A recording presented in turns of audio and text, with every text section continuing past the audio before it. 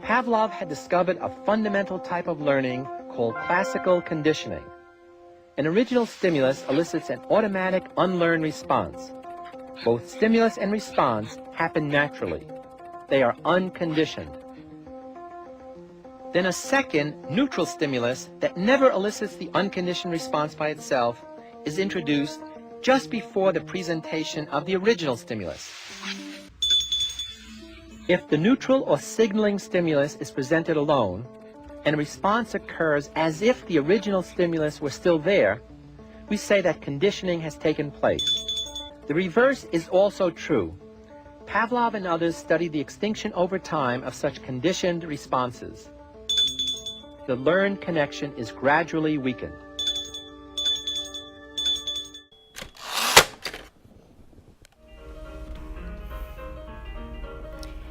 '80 was an important year in the scientific career of Ivan Petrovich Pavlov, Russian physiologist and psychologist. This will mark the period of his life where he can fully devote himself to science. It was in this year that he was hired as the chair of pharmacology on the Military Medical Academy. A year later, he will be invited by Prince Alexander to become the director of the physiological department of the Institute of Experimental Medicine, which will eventually be the place where Pavlov carries out his work on digestive glands and conditioning reflexes. But first, let us begin our story in Russia. Year 1902, on a day when a certain assistant comes late to observe the start of what will be the most remembered scientific and physiological contribution of all time.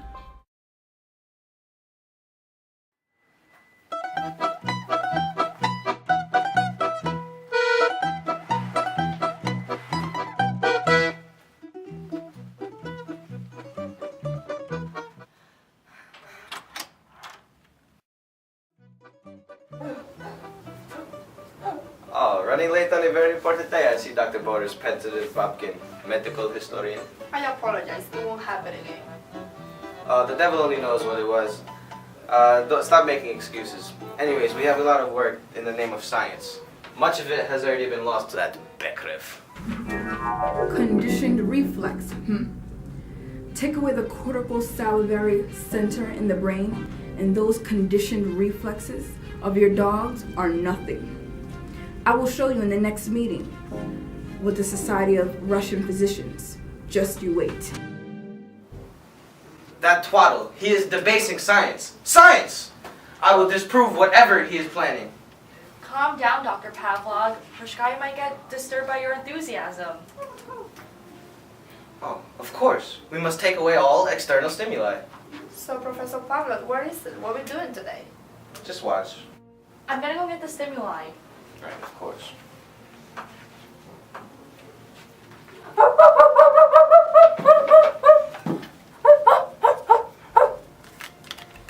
Read that to me. 247, 0.2 cubic centimeters of saliva.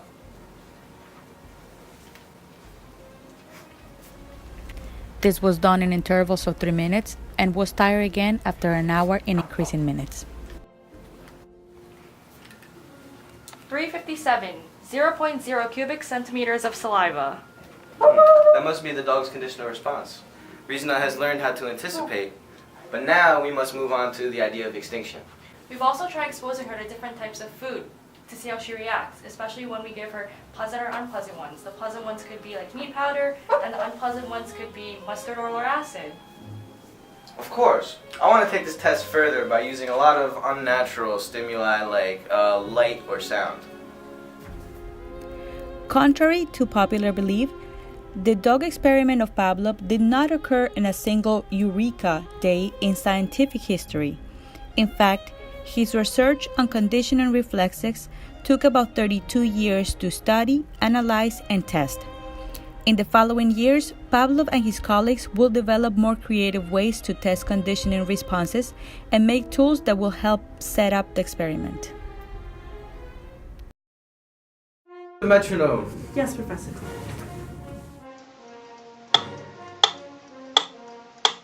Where's the lights?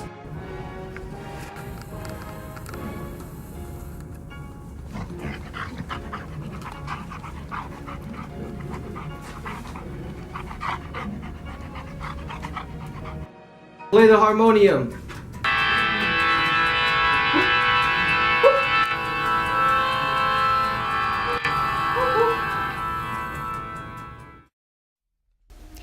And you might be wondering, where did the famous bell go?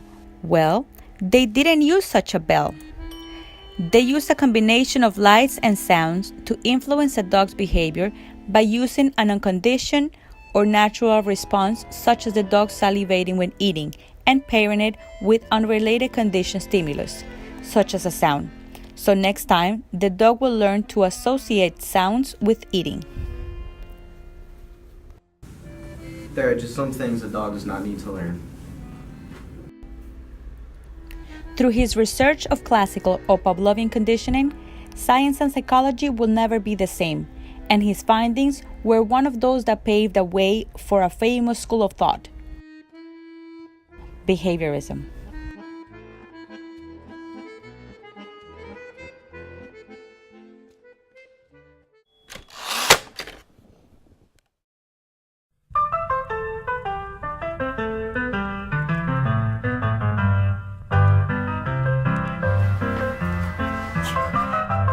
It's hard that you were gonna say something. Those dogs and those conditioned dogs. When it's medical historian. Medical historian. I don't know. And you might be wondering, where did the famous bell go?